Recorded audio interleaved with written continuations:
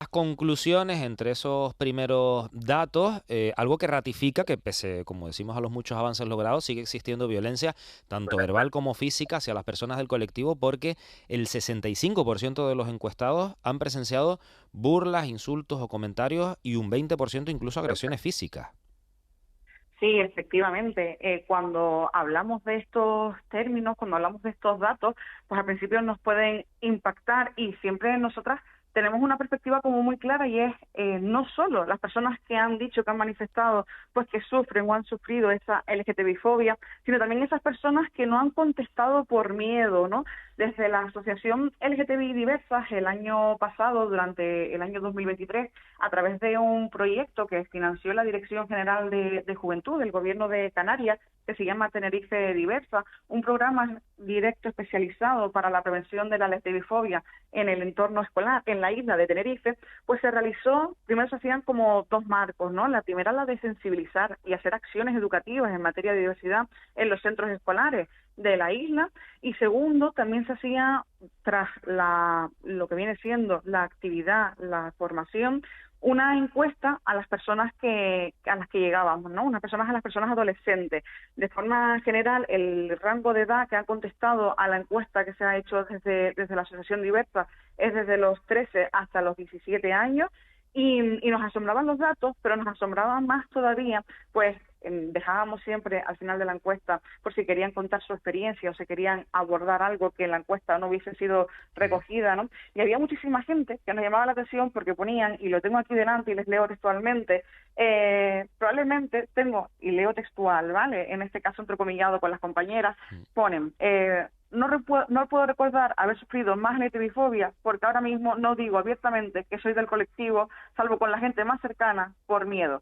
Y hay un montón de personas que están en estas mismas circunstancias y que esas encuestas y esos datos que tenemos, pues que si asumamos a la gente que tiene miedo de verbalizar, que somos parte del colectivo, que son parte del colectivo, pues que se nos quedan en unas cifras que son por lo menos escalofriantes. Ujú. Merichel, muy buenos días. Buenos días. Luego había también otro dato que llama la atención, además de las personas que han presenciado, como decía Cristian, esa violencia verbal o incluso física, luego está un alto tanto por ciento que no dice nada, que no lo comunica al centro. ¿Por qué? ¿Tienen respuesta? ¿Por qué? Efectivamente.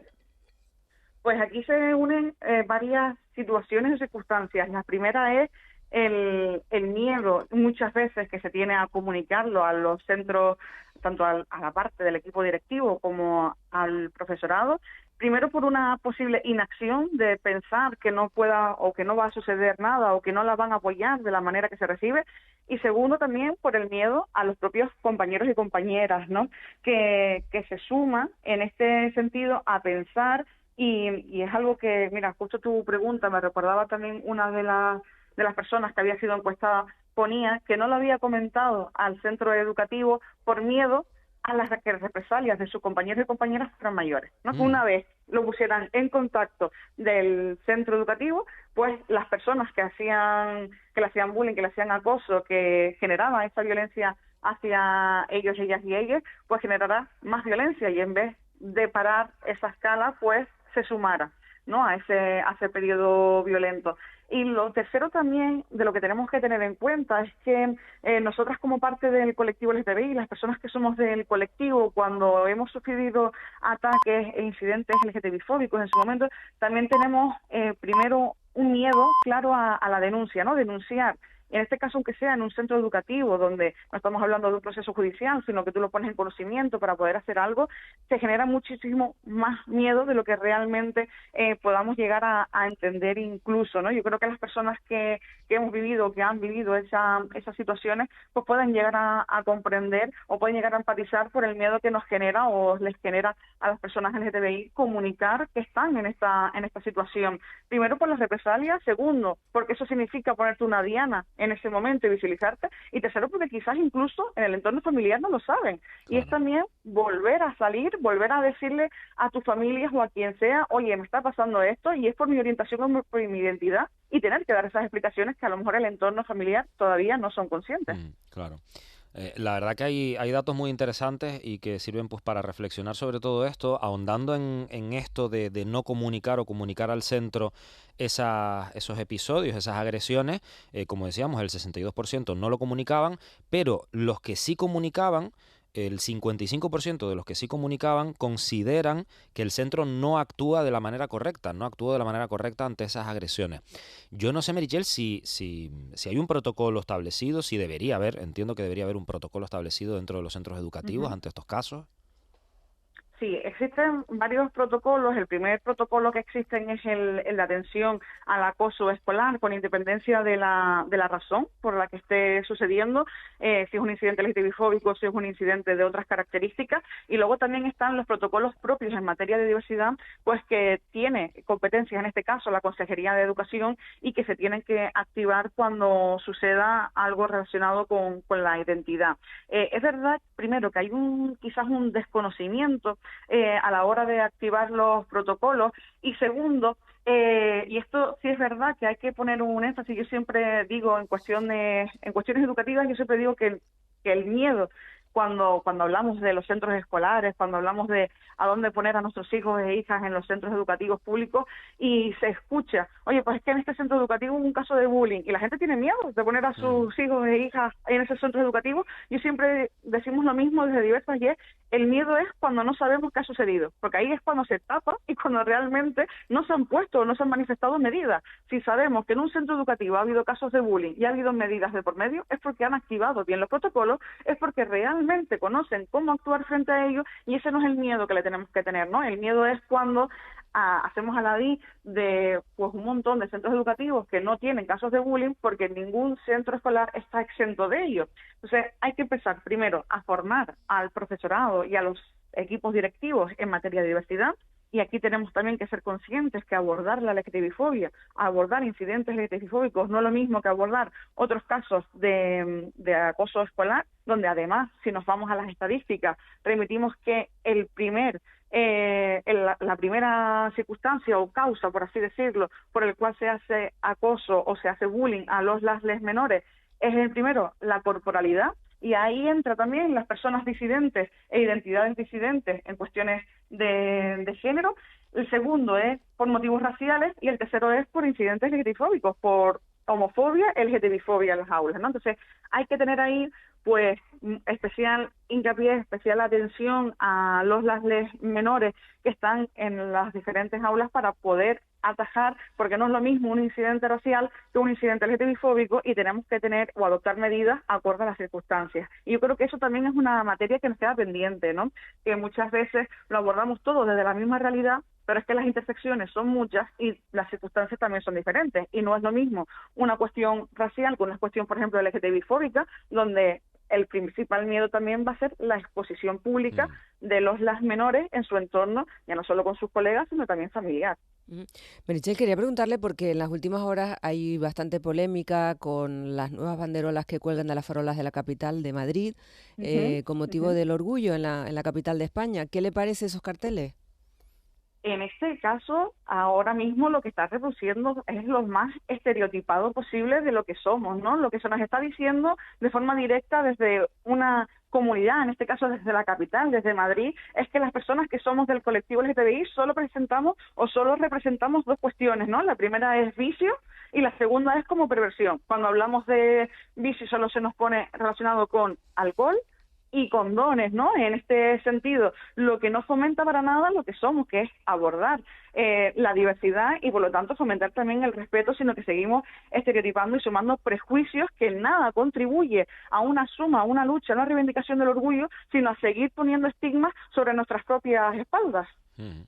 Hombre, uno se pregunta, la verdad, viendo esas banderolas, ¿quién las hizo, ¿no? ¿Quién diseñó eso?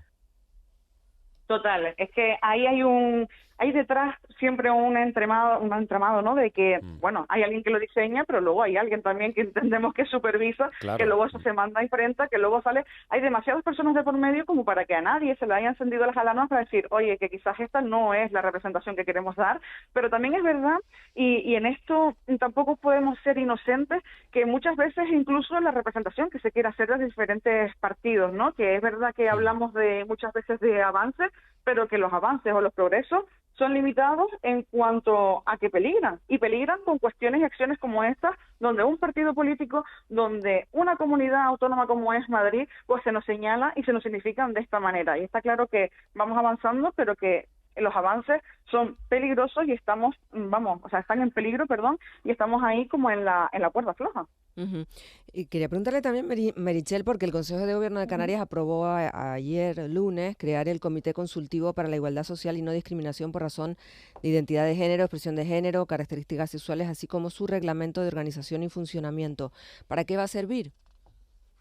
Sí, en este caso el Comité Consultivo, esto ayer fue una conquista, ¿no?, social, como veníamos dando, en el cual el Comité Consultivo pues se va a abordar o va a evaluar la efectividad de la ley trans Canarias y la ley trans intersex, en este caso dentro de Canarias, ¿no? Yo creo que esto es crucial, primero, para que las personas LGTBIQA+, que son atendidas por las diferentes asociaciones, por los diferentes colectivos, y en este caso desde Diversa, en este ámbito y en el resto de entidades de Canarias, pues podamos poner poner de manifiesto cuáles son las cosas que no se están ejerciendo, que no están sucediendo, que no están siendo amparados los derechos de las personas LGTBIQA+, por más que las leyes lo pongan, y que dejen constancia para poder seguir mejorando entre todas, ¿no? Aquí hay dos cosas que se unen, y una es la parte jurídica, la parte más purista, por así decirlo, y luego el trabajo social, donde son los propios colectivos que tendrán ese voz para poder hacer los informes anuales, para poder seguir avanzando en nuestros derechos. Claro. Meritxell, y volviendo un poco al inicio, volviendo a las aulas, porque nos centrábamos en el alumnado, en esos niños, niñas de 13 a 17 años y niñas, pero también los profesores juegan un papel importante en esto de la LGTBI-fobia. Hemos conocido, según un informe de centros educativos, profesorado LGTBI y personas aliadas de comisiones obreras, que 1 de cada 3 profesores es víctima o testigo de odio en las aulas, y que el 31% de las personas que ejercen esa violencia son trabajadores del centro. ¿Qué está pasando en los colegios, en los centros educativos? Efectivamente, la verdad es que esos datos pues ponen mínimo los pelos de punta, ¿no? Cuando hablamos de que 1 de cada 3 sufre LGTBI-fobia, estamos hablando de que no se escapa ninguna persona del colectivo, y ahí volvíamos otra vez a ese momento en el que parece que no podemos siempre como salir del armario, ¿no? Visibilizarnos como parte del colectivo. Incluso muchas veces ya no es cuestión de pertenecer al colectivo, sino que esa plumofobia, si una persona tiene pues unos rasgos, unas características que se asumen que son del colectivo LGTBI, pues que ya son pues una diana para estos incidentes LGTBI-fóbicos. 1 de cada 3 profesorados, que son los que luego sufren LGTBI-fobia, que son los que luego tienen que velar por la seguridad de las y las niñas que están en los centros educativos, ¿no? Es preocupante cuando además sumamos a ese dato que las otras personas que están haciendo esa LGTBI-fobia contra los otros docentes son los propios docentes del centro educativo, ¿no? Que realmente seguimos sin entender, y seguimos, por más formaciones que haya, no se integra una perspectiva en materia de diversidad donde las realidades se aborden de manera integradora dentro de cualquier acción que se vaya a hacer en el centro, incluyendo en la propia de esa impronta dentro de la personalidad de cada uno y cada una de las docentes, ¿no? Y ahí veíamos un poco lo que les comentaba antes, que hablamos muchas veces de avances, hablamos muchas veces de progreso, pero que esos progresos realmente no están visibles en los centros educativos, y que ahora mismo no son espacios seguros para la comunidad LGTBIQ+. Claro. Bueno, pues queda dicho, está bien celebrar los avances, pero sobre todo hay que seguir reivindicando, y mucho. Meritxell Salazar, activista y coordinador técnica de Diversas, muchísimas gracias por atendernos. Gracias a ustedes. Buen día. 1 más 1, Mercedes Martín.